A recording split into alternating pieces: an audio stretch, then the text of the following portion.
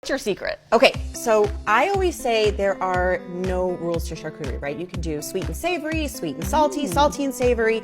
But to make them stand out, I have two things that I love to do. I love to do tropical fruit. So this particular board, I have some dragon fruit, I have some gooseberries down here, I threw in some kiwis with some zigzag cuts in them, and then I also love salami roses. They're so easy to do. If you have a shot glass, a wine glass, a coffee mug, you can make a salami rose. It's a piece of cake, and look how beautiful that looks. It's beautiful, Jessica. Okay, when it comes to cheeses, what kinds of cheese should we consider? Because some people may be a little picky, right? For sure. Yeah. So great question. So some people, they're not really adventurous when it comes to cheeses. They like their cheddar and that's it. So I always say at least have 3 cheeses on the board. You want to have something creamy, smooth, easygoing, maybe like a brie, right? Or a goat cheese. You want to have a plain old cheddar. Okay.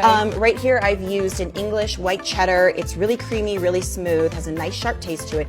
And then you want something a little funky, a little adventurous for your brave cheese eaters.